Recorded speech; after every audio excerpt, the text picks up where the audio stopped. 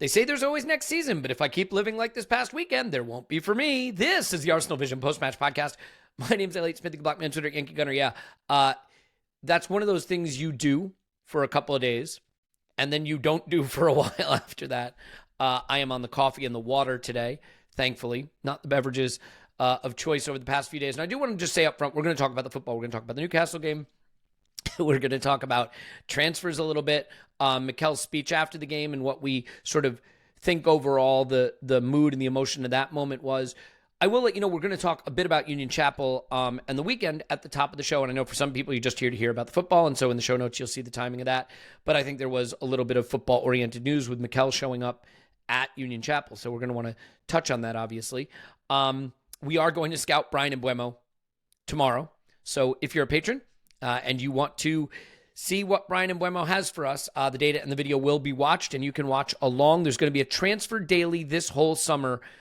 It will either be its own separate episode, or if it's light news and we're doing a regular patron episode, it'll be at the top of that episode. But we will find a way to get you some transfer news every day, whether that is 7 days a week or 5 days a week. We will see. Depends on my broadband internet. If his Steam starts coming off the modem, maybe we'll think about doing something else. But use code AVP. You can get 50% off and give it a try during transfer window. I think we do some great work. I'm going to stow the emotional words for a moment because those are coming, and then the football will be discussed in principle. So I assure you it's not just going to be a sappy love fest, even though that is my general inclination. Here to talk about all of those things with me now and with you is Clive. Hello, Clive. Hello.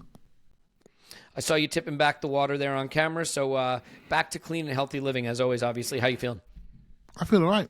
I didn't go too crazy. A bit tired on Monday, but yeah, I've already did a walk yesterday, been to gym this morning. Mate, Denzel Washington, here I come. Do you know what I mean? The good news for you is there's plenty of cheekbones in your family. They may not be your cheekbones, but there's cheekbones for days among the family. They've got my genes. Everyone else has got everything that I want apart from me, right? So there you go. Yeah. I will say, if for people who want to watch or listen to the Union Chapel show, we're putting it up on YouTube and as an audio podcast, so it's going to be available, and Andrew's doing that as well. I want to get into the details of that event because obviously there's the Mikel side, but I do just want to say this up front. So first of all, I want to express my love and appreciation to Andrew over at Arscast and Arsblog. He has been just one of the great friends I could ask for in my life, and the fact that we're able to do these things together and do it just with love and connection and appreciation and fun and enjoyment is a privilege. And I obviously just can't say enough great things about the human being he is and the friend that he's become. I want to say thanks, to James and to Paul and to Tim, not on this podcast currently, but who also made it a special weekend. It is the case, Clive, that, and you always say this, we do this show about this club and build this community, and I sit here very far away from it. And there are days when that's hard, especially when it's not going well, because it all feels very attenuated. And to get to be over there every once in a while, I know what we really owe you is a great podcast. We owe you great patron content. We owe you the stuff that you're here for. But it is meeting people, shaking hands, taking pictures, giving hugs. It is spending time with you and Paul and Clive, and Paul and Tim and Andrew and James that reminds me it's not just something I do looking into my computer screen, but that it touches my life, that it involves other people, IRL, and that fills me back up. And so to everyone I did get to meet and shake hands with and take a picture of, or more importantly, hold the camera so they could get a picture with Clive, it really is the joy and the privilege of my life. And I love you so much for letting me be a part of this community and be a part of it with you. And obviously the fundraiser was center stage this weekend as well. I will say the final total this year was £360,000. It brings us up to over £1.2 million for the weekend. Arsenal was kind enough to have me out onto the pitch before the game to just make that announcement to the entire Emirates crowd, or at least the Emirates crowd that had showed up by that point, just to make it clear that philanthropy and the work that's being done in Zatari is important. The work that's being done in North London is important. And I'm so glad that we get to put that center stage and give it the focus it deserves, and that you, for reaching into your pocket and contributing, get to be focused on that way. So it's a lot of waffle, and I apologize, but it would be out of step not to celebrate you for that success, to say thank you for the time that we shared over the weekend, and to say how much this means to me. So Clive, I know that's maybe verging on too earnest, and we need to get on with some stuff that people are interested in, but it would also be incredibly poor form not to say it. So I'm glad to have the opportunity to do so. You know? Yeah, and the opportunities that we had this weekend were born from the fact that the people that listen to us really support us, right? Not just support us by their listening, by giving us their ears and their minds and investing in us as people, but by once a year saying, you know what, them guys all right. I'm going to support the Arsenal Foundation because they've asked me to, right? And it gets to a point, you know, where the consistency of generosity is what really shakes me, and the comments that are in there, they're just wonderful. And a lot of us live online in a digital world, and we see all the bad things out there, but the good things are not so easy, not thrust in front of you. And then when they are, you realise there's a lot more people out there with good hearts. And so, yeah, it's been a wonderful weekend of validation of that. And, yeah, as we went into the event, people are there because of everything we do, not just because of the football side of things. If anything, the things we do outside of the podcast to generate money for other people less fortunate is the thing that maybe differentiates us. And I know I always say our audience, we're incredibly lucky with them, but we are incredibly lucky with them. They are a wonderful, wonderful group of people. So just giving my thanks, really. Yeah, I met just so many incredible people this past weekend, and just a lot of hugs, a lot of love. You know, there's a memory of the weekend that'll stick with me, and it may be a weird one. It's outside the Emirates after the Newcastle game, and you got into a conversation with someone who listens to the pod, but disagrees with you on Mikel Arteta. He's ready for change. Let's just say it that way. And it's not a perspective that I agree with. But the reason the memory stuck with me is it was a smiling conversation. It was a warm conversation. It was an energetic and thoughtful conversation. And it was two people from opposite sides of a perspective on a topic that can sometimes be so incredibly toxic when you experience it in online space, being held in such a civil and loving way. And I think the reason that stood out to me is the goal isn't to have consensus. The goal isn't to have agreement. The goal is to have good conversations held in the proper way. And watching you do that, I was just really struck by it. Now, I have to say, I think you won the debate. I won. Clive. Obviously. I won. I suppose mate, I said to him, I'll do it. 1-0 to the Clive Palmer. 1-0. It was like Marvin Hagler, Tommy Hearns. It was like in the first round, and trust me, I was Marvin Hagler in this one. And so, but to be honest, you're absolutely right. It's good fun. I suppose we all have our perspectives on how we look at football. If you remember back when Emery was there, Elliot, I didn't blame him neither. Remember, people saying, Clive, you got to call the manager out. I did. Yeah, you got to call the manager out. You've got to call him out. I said, but no. But in my head, the manager has ultimate responsibility. If everything is his fault, it makes for a really boring conversation, right? With Emery, I saw the moment when I thought things broke, which was Baku. I said, you know what, I think something's broken. And then you have a different conversation. But no, I don't think Arsenal are broken right now. You know, I really don't. No. And we got some things to achieve, and we got some things to do better. And I don't know another team that does not want to get better next year. I don't. You know, so and so we're one of those, and we've got some. You know, the pressure is rising per se. I get it. No one can guarantee anything, but I hope we can guarantee that we are recommitting to investing in the group. Given the schedule that we are now in, given the level of football that we now play, we have to invest in more footballers to play more football matches of a higher quality. Well, that is clear, right? So very, very simplistic. And so, well, that's why the debate is really easy for me. It's all about football. It's all about the club. It's all about wanting to improve. For me, individuals, if it's broken, it will not be a conversation. It will be obvious, just like it was in Baku. Yeah, I think that's well said. And when we come to the section talking about Mikel's comments to the crowd after the Newcastle game, I think for the first time we heard him lift the lid just slightly through his emotion, through his fatigue, through comments about the players having sort of given everything they had available. The title of this pod, We All Need a Holiday. I think we as fans need a bit of a holiday from the football. I think the players clearly need a holiday. There were guys out there. I watched Ben White, while play was happening, go into a runner's stretch on the pitch, down on the pitch to stretch himself out because he couldn't move. There are guys giving stuff they don't even have left to give. So we'll come to that.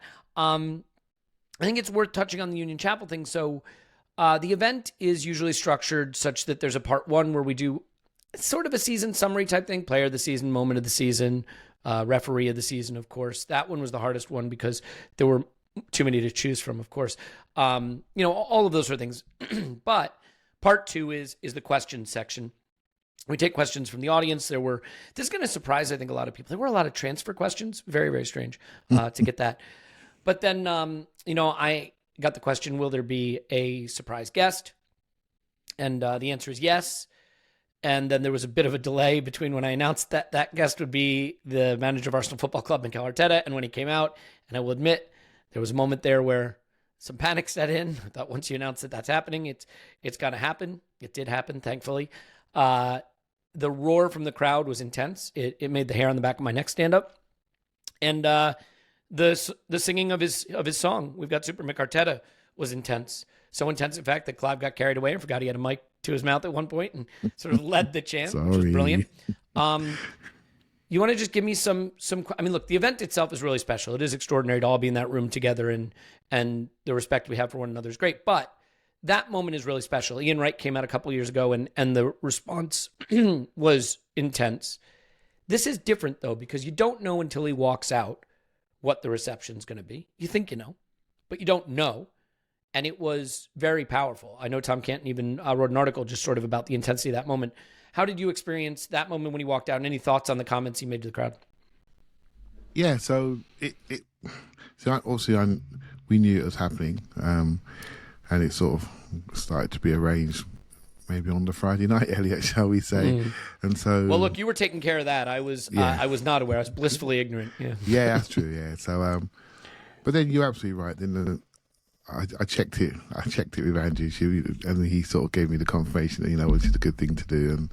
And yeah, I'll be honest with you. Support goes two ways, right? It's quite easy to support a team when we've won 16 games out of 18 that we did in 2024 at end of that season.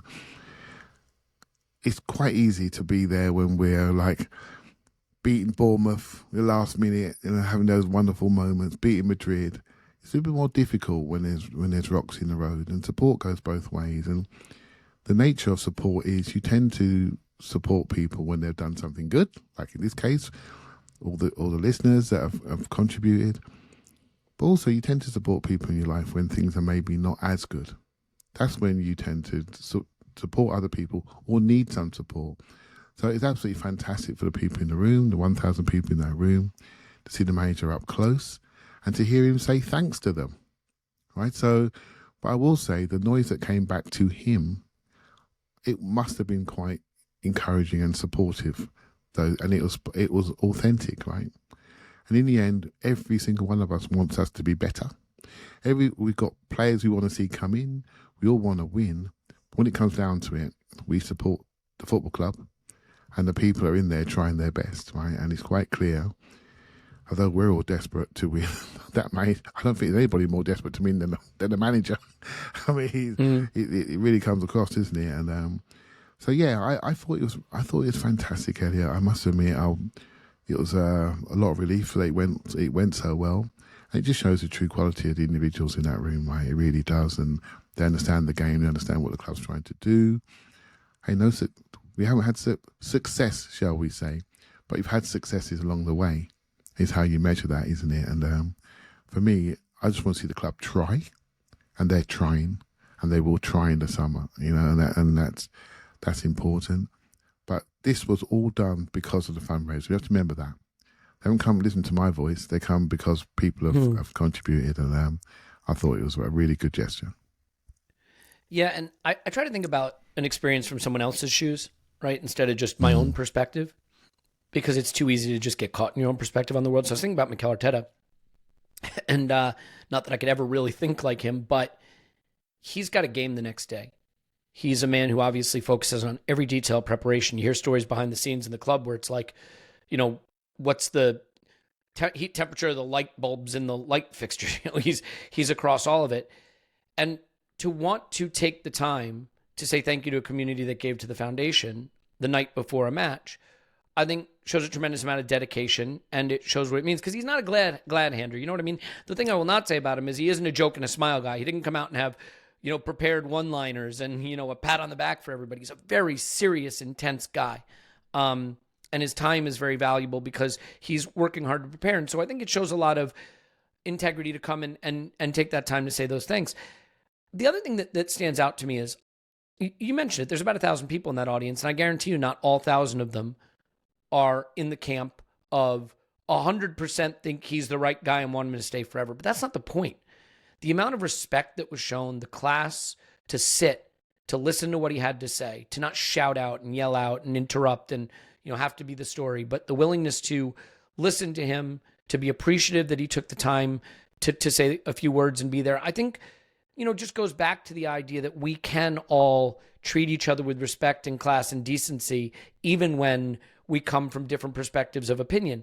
But I guess what jumps out to me is, to your point, Clive, like real passion, real intensity, real emotion is a kind of thing that you don't plan for. That environment is very intimate. And the way that sound came at him like a wall, and the way his song came at him, I think that was a very powerful, emotional moment, and it was a very authentic moment. And we are lost in a sea of inauthenticity, algorithms that feed us trolls who make shit up to get clicks, to go viral, to leverage anger and outrage. And it is getting harder and harder in a world of AI and algorithms to find authenticity. And so when you find a moment of authenticity, it really stands out and hits you. And that's the biggest thing I take away from that moment, is it was an authentic moment of intense appreciation. And I think, I hope it made an impact, because it made an impact on me, Yeah, if that didn't have an impact on you, nothing really. It was yeah, check your pulse. It was incredible. Well, funny enough, when Ian came out a couple of years, he sort of said it, didn't he? He said it to us. That shook him. Mm-hmm. By the way, I've watched him score a goal in the FA Cup final replay. Mm-hmm. And he said that shook him to his boots.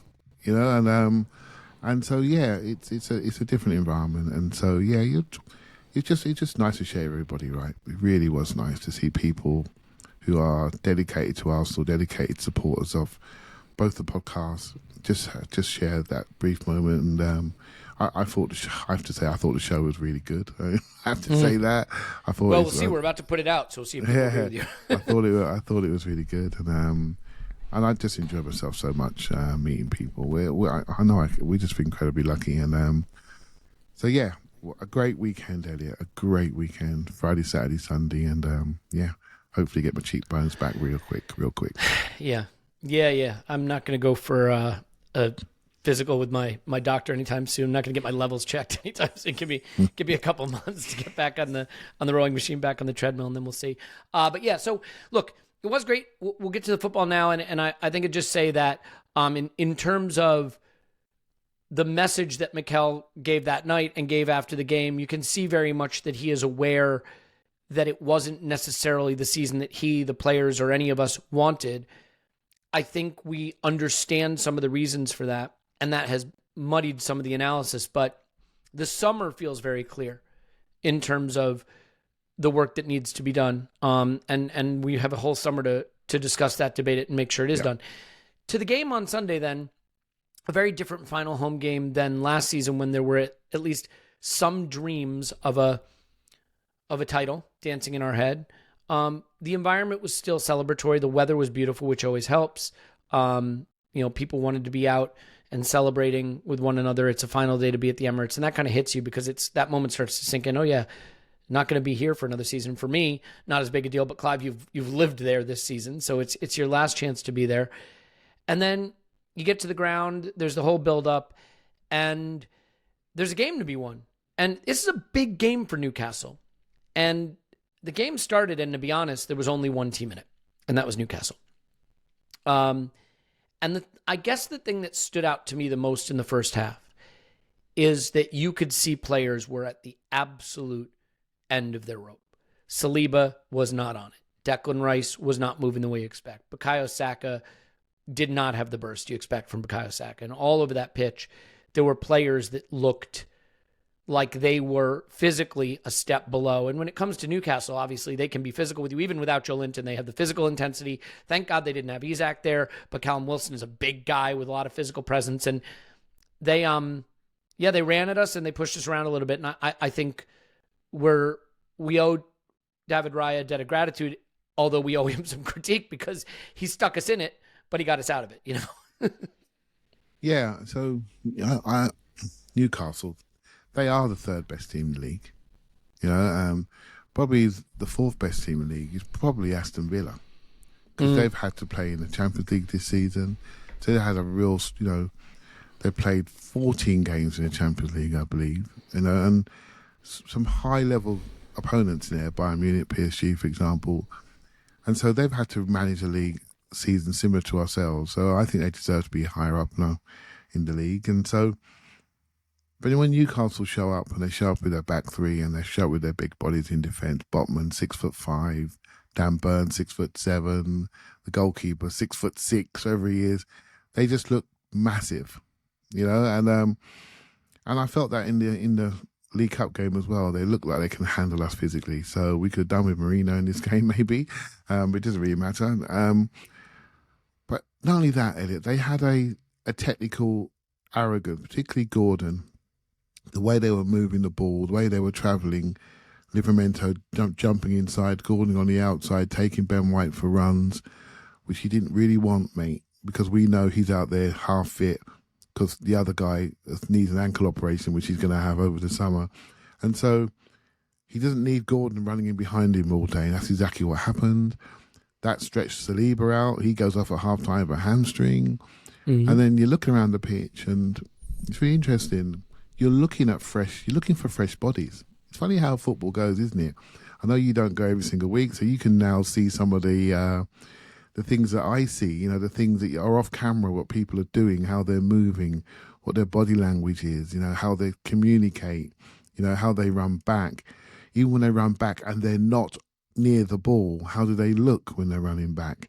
Are they bouncing back, or are they like heads nodding side to side? You get a chance to see it. And the word I said at the weekend was, I would love to know the condition of the players that are out there, what they are really carrying. You being a football man, or when I say football man, Elliot, an NFL football man, the situation when it's late in the playoffs.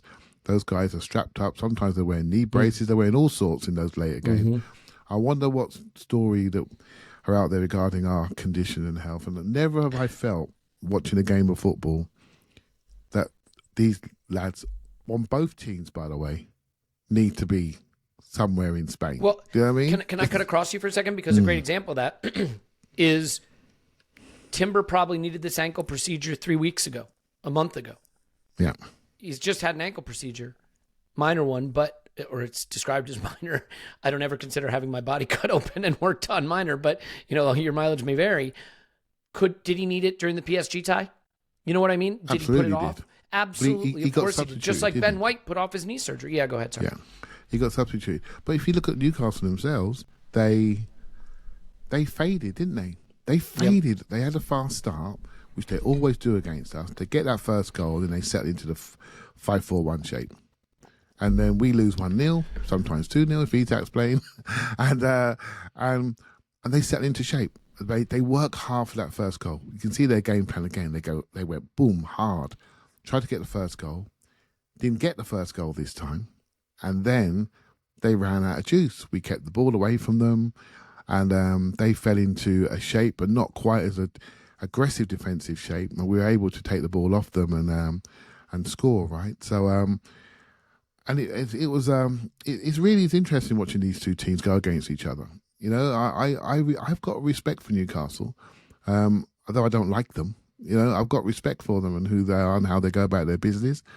I think they're a serious team, and so to get the win felt important, Elliot, and it felt important to me this game all weekend, because if we lost that game, last home game, all the players there, their families, all the staff there, you go off into the summer with that in your head, that's not good, mate. It was a massively important game to me. People may be looking at it from afar, the mathematical probability of us being outside the top 5 is really, really, really low. I'm thinking on a much more humane level, that last home game is important to win. You can then say, okay, these are our goals. This is our budget. The emails for season tickets are going to come out now for the extra lump we've got to pay. This is important stuff for the running of the club, for the running of our ambitions. It's a majorly important day. It really was. And I was happy but relieved, because now all the expectations that we all have for 25 players coming in, all going to settle and run and play brilliantly. At least a few of them those expectations can be met, right? So, yeah, really important day. I want to touch on two players' influence. Let's just talk David Raya, who's given man of the match. It's a weird performance in a way, because a lot of the most dangerous moments that Newcastle had were created by Raya giving them the ball in dangerous positions. Yeah. His distribution on the day was shocking, but his work as a shot stopper was breathtaking. And towards the end, when he needed to claim crosses, that's always been a strength. He did it brilliantly. He had good punches. He had good claims. But, I think with outfield players, we just understand that playing a lot of football wears you down. With goalkeepers, we tend not to think about it that way. But David Raya's basically had no one to spell him at all. Donnarumma, who was the difference in the PSG tie, did not play the game between the two legs. They rotated him out. He got to keep his mind fresh, focused, and ready on the task at hand, which was save PSG's ass in the Champions League. And he did. David Raya hasn't had that luxury really in any competition since some early League Cup ties. And I just wonder if being a player who has to play like an outfield player when we have the ball and then be an incredible shot stopper when we don't, maybe takes its toll psychologically and physically in a way that we don't appreciate with keepers like we do with outfield players. So what do you think of Raya being man of the match, having some very dodgy distribution, some very, very good saves? The double save is one of the best I've seen in a long time. And just the need for him to not have to play. I mean, whether you think we can upgrade on him or not, I think is brilliant. The need for him to not have to play every single minute of every single game next season. I think we got Southampton's game will be 59th game of the season, I believe. And someone correct me if I got it wrong. And that's a lot. He must have played almost all of them, apart from maybe two or three, maybe one or two. I don't know. And so it's a lot. It's a big burden. A lot of travelling. And he also played for Spain during the first international break because Unai Simon was injured. So he didn't get time off there, and obviously he's doing well for Spain, so he travels with them every single time, and probably will want to. So he's not getting any sort of breaks, and the distribution thing has been happening for a while. You know my views, Elliot. I think him and Kai Havertz are our two most tactically important players because they fix a lot of stuff, and by that I mean they allow us to distribute into wherever we want, and Kai plays two or three roles. He also allowed the link between him and Raya is important, and Raya can find him wherever he is on the pitch, and that gets us around and over presses easily. And also from a tactical point of view, one of the principles Arsenal have is they attack in threes in wide areas. They also have 4 lines of attack to create your depth. And Raya's in that first line, so when teams press onto us in the 4-2-4, he can get into that first line at the back and be part of that because he becomes a footballer, and I think he's transformed how we play. I think from the moment he's come in, he has transformed everything, and so he allows us to have that fourth line, and that depth allows us to play through teams as well, and I think it's really important. But there is a cost to that. There is a cost. You think back to the PSG game, I think his pass out to Rice had had to make a foul on that side, and they scored from the free kick. That first goal. There's been little things. Madrid, the rollout. People say it's Saliba's fault. Personally, calm down. Wait. You've just scored. Let the game come to you. There's no rush.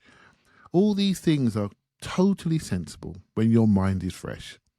And that is it. It's just a 5 percentile off, and that's it. So he has a sneaky shout for player of the season because when we were lumpy at the start of the year, he was on it. In those early games, right from day one, he was on it. Think back to Atalanta away, the penalty saves, Aston Villa away, the miraculous saves there. He's had match of the day moments from the start of the season, and he's just showed a few frayed edges. I often feel, I say to my friend when I was the coach of you, I say to him, you lose games before the game. And I wonder if we lost a lot of this season before the season started by not getting a second goalkeeper. Because if we'd have got that second goalkeeper, the one that everyone's looking at right now, I think it would have been better for everybody. But more importantly, we wouldn't have had a second loan player. And who knows, whatever happens in January, we may be able to get a forward in January on loan. And then that could have changed the whole season. If buts and maybes, but that's how my brain thinks, right? We carried a risk with Raya. And thank goodness he hasn't been injured. Because if he had have done, it may have been Europa League music next year. And that would be a terrible, terrible shame. Yeah, we can't put ourselves in that position, that's for sure. Another player who impressed me in the first half, in a tough situation, is Leo Trossard. He's going up against 3 giant center backs at striker, and he had to pull out wide, but he had 5 of 9 dribbles in this game. He had 6 shot-creating actions. I thought he was our technical leader in the first half, honestly. When players were sloppy or not able to hold the ball or not really doing things to influence the game, there was a lot of meek performances from players that looked, I think, like they were fading. I think Leo took a lot of leadership role in that first half to move us up the pitch and try to do things with intensity. And it's an interesting player because there is a debate about whether he should be extended or whether it's time for him to move on. And while we certainly need to add to the squad, I think his versatility and his impact has been maybe underrated. But the thing that stands out to me when I look at the players that impressed in this game, when I look at Leo Trossard, when I look at Jakub Kiwior, who was brilliant, when I look at Calafiori, who I thought made a real difference, these are players whose minutes have either been managed or limited for one reason or another. And I look at players that struggled. Saliba, Ben White was struggling. Declan Rice struggled and still won us the game. Bukayo Saka. It's the players who have been loaded and come back from injury and probably aren't fit and are playing through things. So it shouldn't be a surprise that in the second to last game of a very long season, it's Leo Trossard and Jakub Kiwior and Ricardo Calafiori who look bright and influential. What do you make of Leo and Kiwior and maybe those players who have a little less football in their legs this season, stepping up and showing something in this game? Yeah, I mean, Leo I find harder to read, I'll be honest with you. Every time I fall in love with him, he goes into the pitch. He needs to start. He starts, doesn't touch it for half an hour. Crikey. Then he comes off the bench and absolutely brilliant. You think, well, he has to start. And then he just goes, that's the relationship I'm having with him. But good player. But I have this, good player, Elliot. I'll leave that there for now. Kiwior, again, good player, needs rhythm. I've always been quite supportive of Kiwior, as you know, and I just think he has unique skills around passing and smooth movement. He's a smooth runner, and the way he travels across the pitch, when he's confident, he just glides around and he strikes that ball. The passing details are quality, mate, absolute quality. And so I've always been supportive of him, but sometimes you look at him, he looks stiff and he doesn't look fit, and he looks tentative. All of that stuff has gone, right? You have to look at the core technique that he has, and everyone's seeing that now. So I'm really pleased with him. The Trossard one is interesting. What's going to happen to him? It's something that I've been thinking about, Elliot, about bits of feedback that get to me, right? So not personal feedback online, but team feedback, right? So and when people say things like, "Oh, Arsenal and Netflix," actually, it doesn't get to me that much actually, but it's always about next season. But one thing that did get to me was when someone says Arsenal have reached their peak, and I'm thinking, no, you haven't. No, you haven't. We haven't reached our, because the natural reaction is just to argue with them, and defend, right? But then I started thinking about, how do we manage our peak? How do we make sure we don't peak? Some of the stuff you've already touched on, overplaying players, that's not good, right? We don't want to look at our players and think we have mismanaged their careers by playing them too much and they're not being able to reach their top levels. That's one thing. And also recognising when to renew and refresh.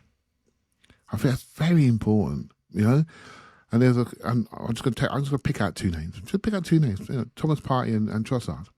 Right? So senior players, good players, right? Good players. They can play the levels.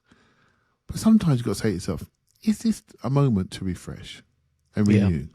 Yeah. There's nothing wrong with that. It's always about managing the peak of the group, making sure this group is sustainable, and you create different faces for people to look at and analyse. And someone's probably shouting their own name that's like to refresh. Forget the ones that we're obviously going to go, right? Contractual, or like Zinchenko, for example, a player underused in my opinion, but it looks like it's his last year and there's no talks, so he's going to go. Forget the obvious ones. There's a moment to renew, and that renewal provides new energy into the group and a new tactical phase. And both of those players, if they stayed, we would not be weak for it. But there's also another side to it where you think, you know what? Is it time? Someone might be shouting Martinelli's name right now. 4 or 5 years at the club. Has everyone seen all his moves? You know, has he reached his peak? Managing the peak, managing that development, I think is very important. So we're making these decisions going forward. I think this is one that's a debate for me. You know, it's a real debate. It's not about whether you like someone, whether they played well the week before. It's about making sure that the core group of this team has the right people around them for them to develop and to go on and to manage, to have the careers they deserve to have. Right? So we can't have people that can't get to levels in a 6 months' time or a year's time, for example, and then we have someone on a wage that we can't move, right? Yeah. So, yeah, this is where my brain's at the moment, managing the peak of this group, making sure that 18-game run last year where we won 16, draw 1 and lost 1, that can't be the peak of Mikel Arteta's Arsenal. It can't be. We've got to make sure we create a new peak. And so we may be some difficult decisions to go through. Yeah, it's a really tricky one. But I think you're right that it's always important to be willing to do some refreshing and renewing of the squad by letting some players that have been influential in a positive way, let's say this season or in the last couple seasons, go and replacing them. One that's going to be a little harder, though, is Kiwior, because he is 25. And as the season has worn on, I think what we've seen is he can get to a level that is, in some instances, I think, acceptable, but in some instances, quite high. I thought he was very, very good in this game. Excellent. And the difficult thing is backup center backs in general, I don't think are usually that good. Because center back is a tough position to solve for, and if someone's even decent at it, they tend to get a pretty good move. Dean Housen is at Real Madrid. Could he be outrageously good? Sure. But usually they'd probably wait till he had done one more step even. They didn't wait. They went right for him. They need a center back, and they went for him. Kiwior really shined in this game. And you know who else did was Ricardo Calafiori. And I'm so glad he had this moment of playing well at center back in front of the Emirates crowd, because I think he's been sort of written off as a waste of money from last summer simply for having been injured, and for the fact that we got lucky that Miles Lewis-Skelly turns out to be one of the best left backs in world football all of a sudden, which no one could have seen coming. But at 22 or 23 years old, Ricardo Calafiori has certainly got a lot more to show. So what about those two? What about Kiwior and Calafiori? And you know, I think there will be a lot of options for Kiwior to move on and be a starter somewhere, maybe back in Italy for next season. Would you just take that money and refresh and renew, or is it too hard to find center backs and maybe you stay with that player? Well, I may take the money if the money was right. The price is 35 million euros. I've read. Sadly, they're not going to pay it to us, Clive, because I would also take the money. They're going to pay it to Arsenal. So I will take them. I'll take the money. To be fair to him, so he can have his career, you know, and then maybe I'd use some of that money to buy a right-footed centre back, right? That's a bit younger. That's got potential to grow, and what that does is that allows Ben White to be more of a fullback. You know, if we got Miles and we got Calafiori and Big Gabby to cover the left side with left footers, but the fourth player would be Timber to come in on that left side. Yeah. Right? So we can only do that if you've got a right footer to come in to make sure that the right side has the depth that he needs. So I would do that with Kiwior, and it's not because I don't rate him.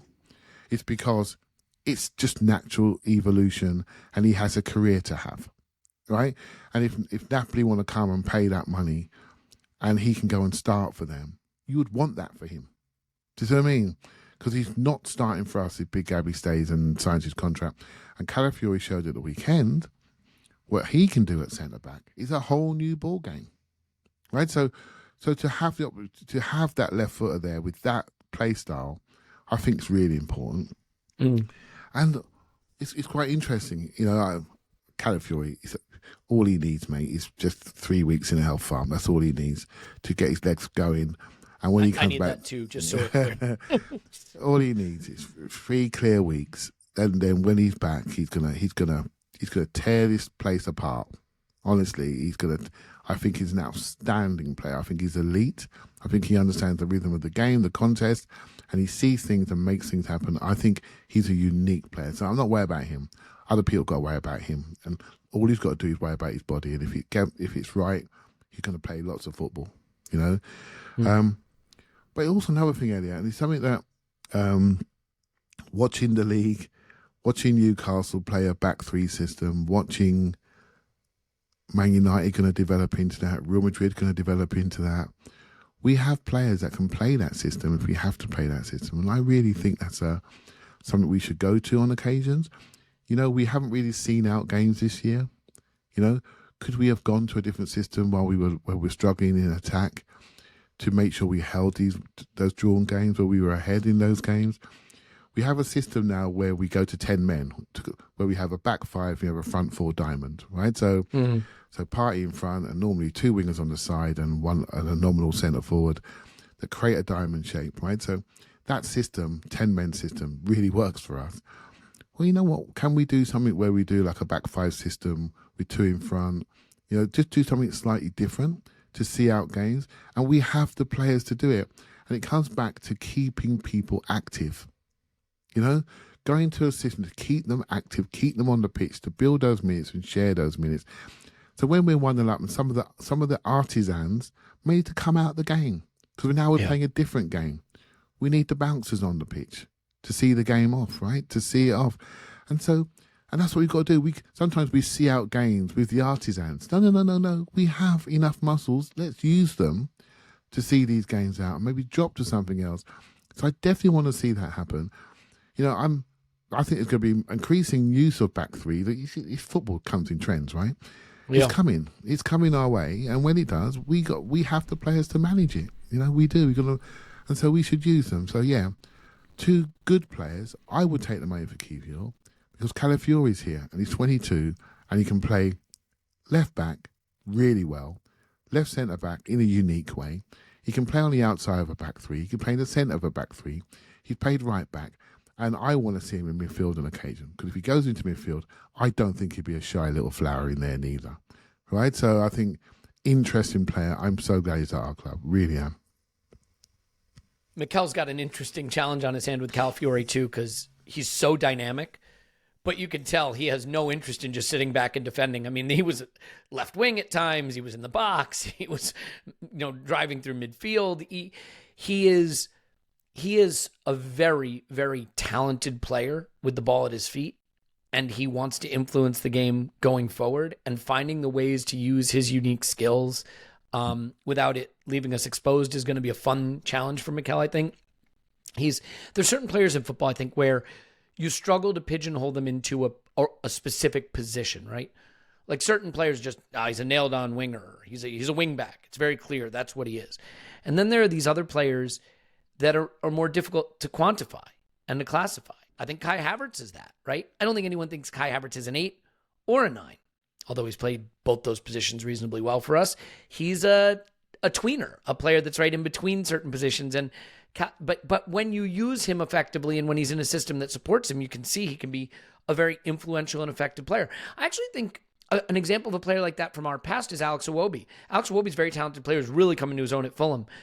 But we weren't totally sure what he was, if you remember. He played off the left at times. He played in midfield. Was he really a midfielder? Was he sort of an attacking midfielder or winger? These players, they can really thrive when you find the right role for them. And I think Calafiori is going to be a lot of fun to watch Mikel mold him and figure out how to use him best, Yeah, I agree with that 100%. I think another example of that, Elliot, you may not like it, is Eze, for example. Right? Eze, is he a lone 10? Is he one of 2 10s? Is he a wide left player? Could he play... He's an FA Cup winner over Manchester City, I'll tell you that. Could he play left 8? He could probably do all of the above. What's the environment that suited him the most? The environment he's in now, right? Where he has got a massive centre forward ahead of him, a speedy run on the right-hand side in Sarr, and he can play in pockets now. Now he can be a pocket player, and they give him the ball, the difficult ball, to make the difficult pass, and he does that all day long. So he has found his perfect role, right? And everyone can see him. When he goes left wing for England, he looks too slow out there. That's not who he is. Mm-hmm. He needs to be inside in crowd scenes, right? So finding the role, finding the environment, finding the balance is really important.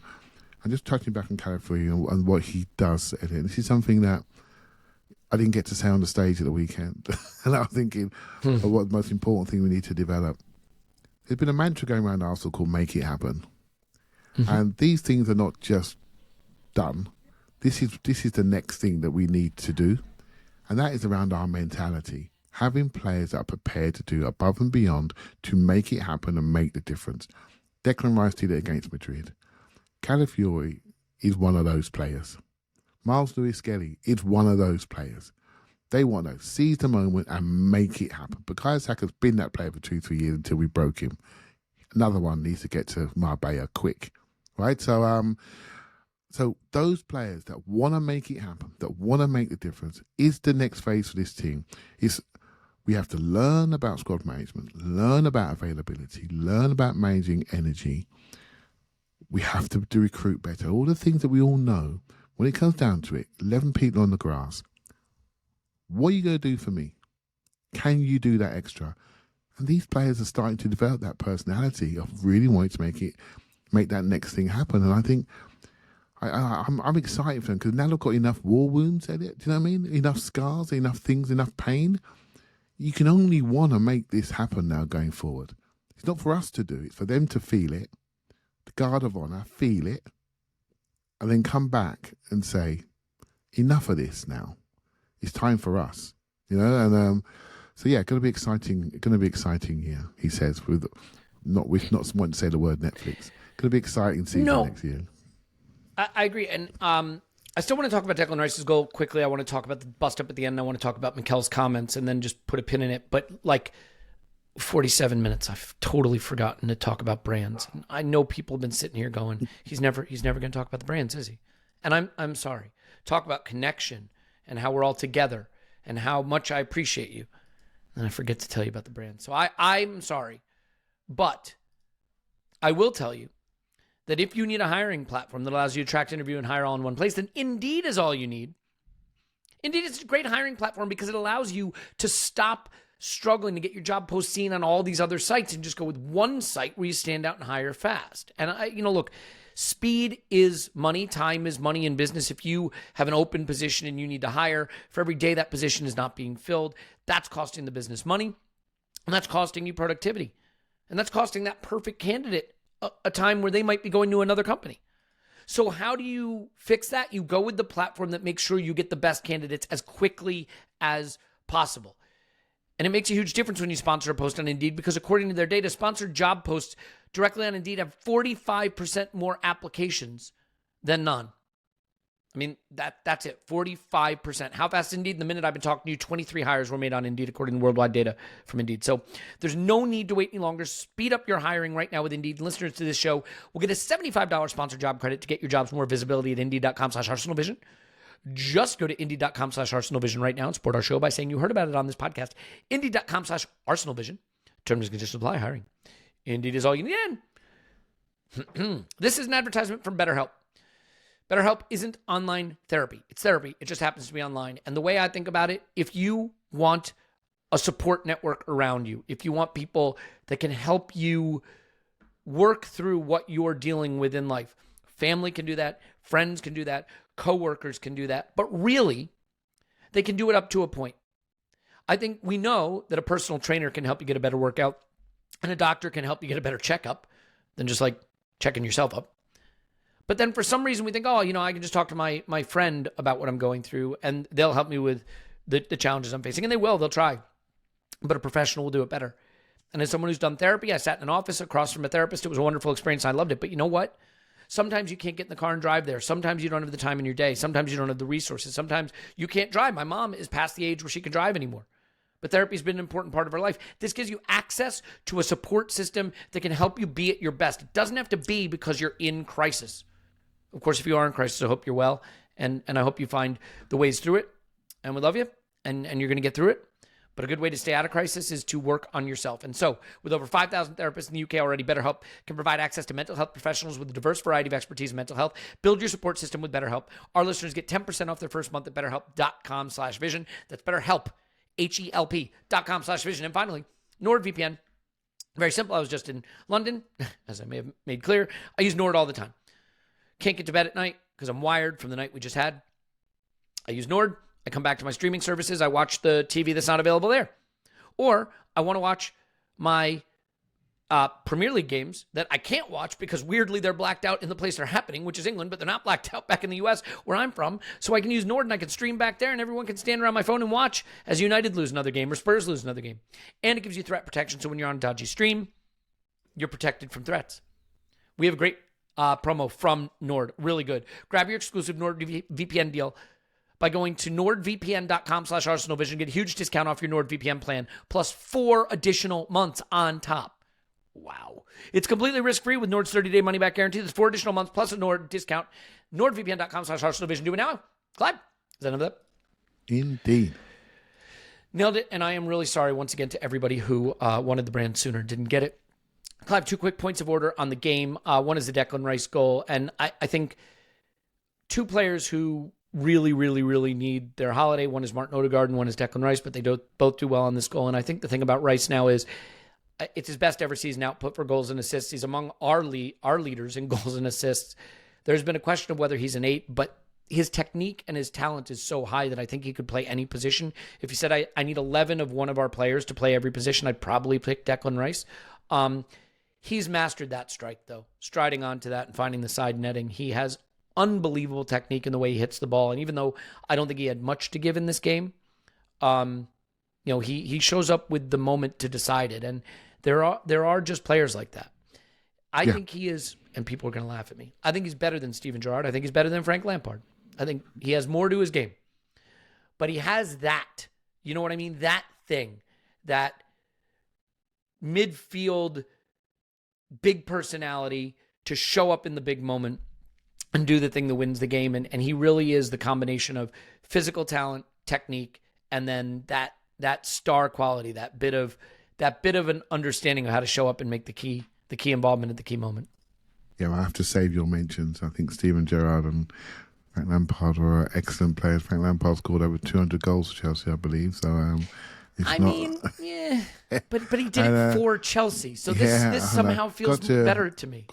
I didn't say they were bad players. I said Declan Rice has more to his game. Yeah, and I stand by it. We watch him more closely, right? So, but I remember. Am I biased? You be the judge. I remember being on the stage, Union Chapel 2 years ago, and I don't think we got Rice yet, but we were thinking about it, and I was quite big on him, and I said, I think he's better than Jude Bellingham. And the words, when they came out, there was like in the crowd at that time. It was like, well, bloody hell, Clive, that's a bit strong. You know what I mean? and I thought about it after, God, it was a bit strong. but I was excited, right? But then we saw him in the Bernabeu, didn't we, against Jude Bellingham. And we saw that he can compete at that level and some. He was man of the match in both games.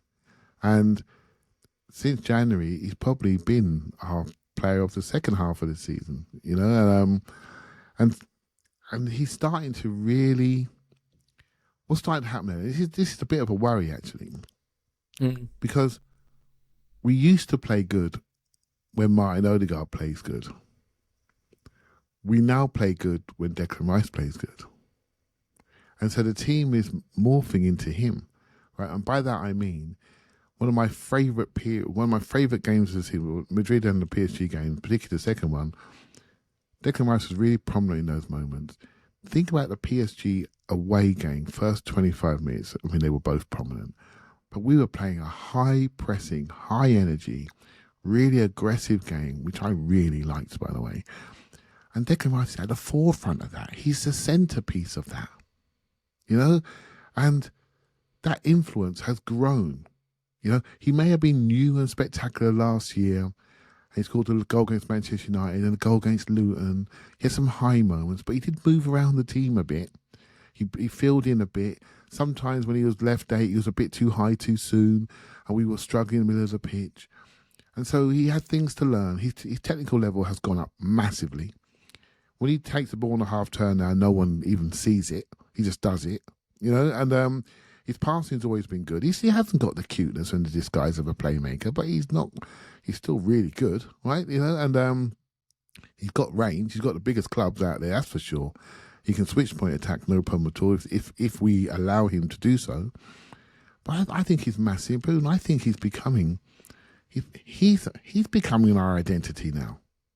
You know, at this moment in time, we are getting closer to him and his strength and his aggression and his pressing and intercept and quick passes forward once he's wonderful. Is that going to be us? You know, is that the most economical way to play, to get your 1-2 goals out and then rest? Because we got to think about this now. The fast start team has gone, and it's costing us. It's costing us the margin. So I think his improvement has been significant. I like him as all action. I don't think he can stand still. He's too athletic. He sees the game, and he wants to control momentums. He doesn't. I don't want him in the last line of our defence. I don't need him there. That's not the best way to use somebody that has that amount of influence. Allow him to influence. That means he needs space to move and space to run and more zones to reach. You know, for our hearts, in a key moment, can you just stay in front of the centre-backs, please, and not make sure nothing gets even close to the goal, because that's when my blood pressure really goes up. But that isn't the game. We want to control the game far away from our goal, and he allows us to do that. So, yeah, huge player for us. And his influence is starting to really become significant. I'm trying not to be conclusive here, because we know that the players are really tired. This isn't a time to jump to conclusions, but there are some trends developing this year, Elliot, which are hard to ignore. Yeah. Look, all I took away from what you just said is you're saying he's better than Gerrard and Lampard combined. That's all I heard. That's it. That's whoever does our social media stuff. It's me. Quote that. Put that. Clive said. I'm in a bit of trouble here. Not for the West Ham fans. They're not shy, are they? Yeah. You won't hear from the Chelsea fans, but the Liverpool fans you will. Speaking of which, but to your point, like, everybody's fading. I mean, it is the reality. Liverpool have faded again this season, just like they faded last season. They just had no one there to push them. They are going to finish on fewer points than we had last season. And look, I get it. That's not how football works. That is, they won the title, and they deservedly won the title. But it is important to remember that circumstance plays a role. And this season, the competition, Arsenal and City principally, were too injured, too worn down to give them a run to the end. And who knows, maybe if they were pushed, they would have won a couple more of these last few games and finished on higher points. But look at Mohamed Salah. He's got, one goal in a few, was it one goal in the last X number of games? He's faded. Everybody's fading down the stretch now. And so the Premier League is about who can stay powered up in the end. You know, what Pep Guardiola was so good at for so long was having weird starts to the season where they didn't look like they were in their peak. But then the run-in, they were ready. Now, the irony is Liverpool have won 2 titles in a very unique way. How have they won them? By dominating the first 2/3 or 3/4 of the season, such that the last quarter of the season didn't matter. Right? But when they've had run-ins where they've had to be competing down the stretch, they've not been able to do it. So an interesting little dichotomy there. Last 2 things on the game. Kai comes back. Just good to see him. I don't think we need to say much other than we miss that focal point up front. We miss his presence. With no Mikel Merino, it stood out more, but I think it's clear that Kai was a big miss. And just the way he gets stuck in battles up front and structures our whole attack is important. But the thing I wanted to touch on, at the end, there was the weird moment, the bust up at the end on the corner kick. Look, we did not manage the end of this game well. Let me just be clear. We gave the ball away stupidly. We gave them chances we shouldn't give them. I think it's Joe Willock at the end is a very, very good chance that he slashes wide. We were just ready for the final whistle to blow. Everyone I was sitting next to was like, please blow up, ref, please. And then there's this scuffle in the box, and they why not just blow the whistle and call the game over? And we're all wondering what the hell that was about. Clive was the weirdest end to the game. Yeah, well, Simon Hooper, mate, he's not one of my favourites. Then again, the fact I know these referees is a concern, Elliot. You know? Not one of my favourites. And hey, look, he did an okay job, to be fair, but the last sort of 5 or 10 minutes sort of got away from him, and he just needed to blow that game out about 3 minutes sooner. It would have been absolutely fine. So, yeah, Arsenal and Newcastle are not fans of each other, and they don't want to do business with each other, and it's going to be an interesting one to watch going forward, and that's why they're going to keep their players away from us. If they do, they're going to make us pay for them. I'm not so interested in that, to be honest, Elliot. I think I'm just glad we beat them finally. You know, I think there was something out there that we had around 9 XG in the 3 games, for the 4 games we played against, or something like that, and we scored 1 goal. You know, something but like the irony that. is we did to them in this game what they'd done to us in the prior few, which is they had the chances to win it, but we wind up getting the result. Yeah, exactly. And if we'd have gone in 1-0 down at half time, I don't think we could have complained. But we managed to see them off and get the result. And yeah, I think it's so important. I said it earlier, but I just found it a really important day for us now. We can see clearly. As for Newcastle, they're a coming force, right? We're speaking about Brian Mbeumo. Well, if Newcastle stick him on their right-hand side, then there's a problem for the league. In Mbeumo, Isak and Gordon, that's quality, right? And so there are players out there that they have the finances to go and buy. They've had the experience of the Champions League. They sort of know what it's about. They get into the Champions League, which they should do. They're going to be a coming force. Yeah. You know, yeah, they're not going away. So let's get used to this rivalry. You know, and it's going to happen for the next few years. It is. They are an interesting team, not to make this about them, but because they are one of the few teams that can, I think, battle us physically in the center of the park. You know, that they have the physicality to manage us in that respect.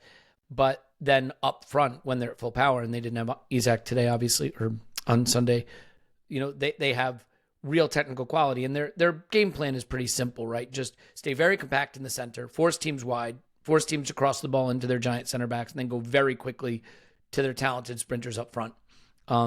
It's not very sophisticated, but they do it effectively. So good players, mate. Good. Tonali's good. Bruno's good. Yeah, good players, and but we beat them, right? That's all it we beat them. We owed them one. We don't like them. We get the win, and then it's Mikel's speech and the lap of appreciation time. And I won't do too much setup, but Mikel's voice was going. He also seemed quite emotional. I think we forget how much these players and the manager invest in trying to be successful over the course of the season, and the release of that emotion at the end really felt like it was palpable from him. What did you think of his comments? I honestly, he was emotional, because always when you're talking to your people and talking to lots of people, it's going to have a level of emotion around it. But I generally think his voice was croaking because he was shouting a lot. You know? I mean, yeah. I'm on his side of the ground in the north corner there, looking on his side. And mate, he must have broken the 20,000 steps on that sideline. He was up and down.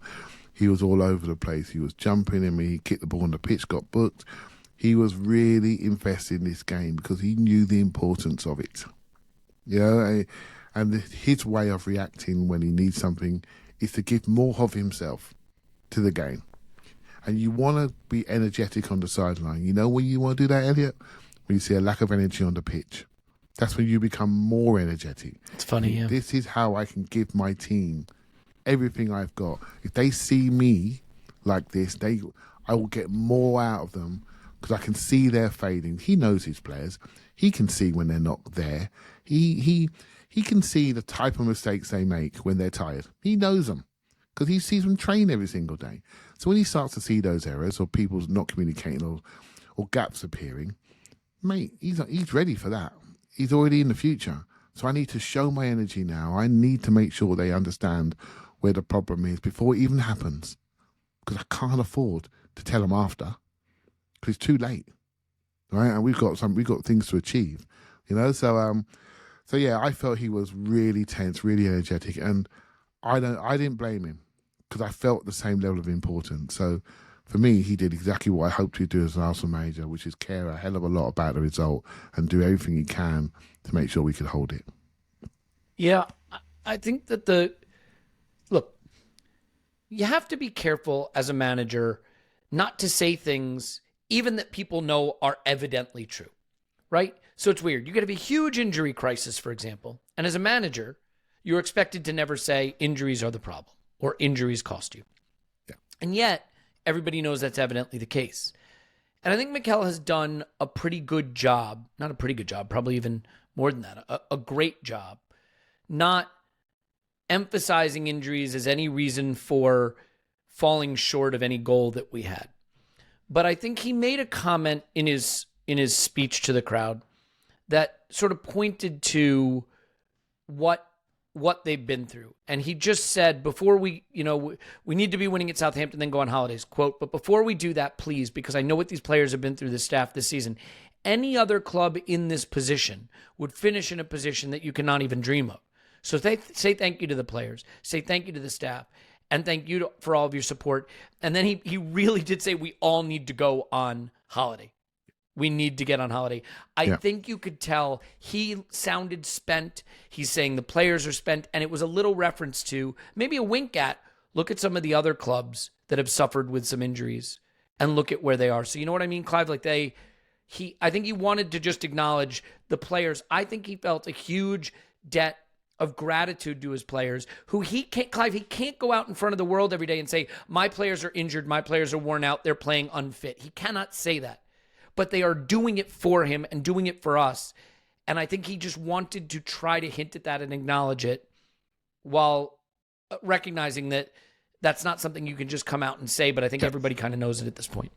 Yeah, and he's right. But no one cares. You know, we know. We know the players. We know that Ben White can't run, and we haven't seen him out pace like that for 2 years. Why is he suddenly 5 yards behind him? Right? We know, right? So it makes perfect sense to us. But the rest of the world just think, you've let us down. You've not created any jeopardy in the league title. And because it was your turn, Arsenal, it's your fault. Right? So you've made this league very uninteresting. Well, I might say, well, actually, we were targeted like we'd already won the league in August, and it felt like we were targeted.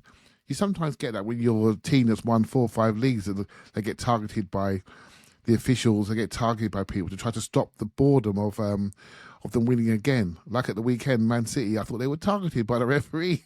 They should have deserved a red card. But we were targeted, and we never won anything yet. And it's like, hold on, why are we being targeted? So, but no one cares. They don't care. So all we've got to do is focus, mate, on the next thing we have to do and do it well. Do it really well so we can put this lot to sleep, because I'm tired of it. I'm tired of it. But from Mikel's point of view, he's absolutely right. What this team has achieved, and there have been some heroes in this squad, Elliot. Heroes. We've mentioned a couple today. People have had to step in. Ewan Timber, hero after an ACL. Kiwior, absolutely covered when other people are not available. Ben White, absolute hero, playing when he shouldn't be playing.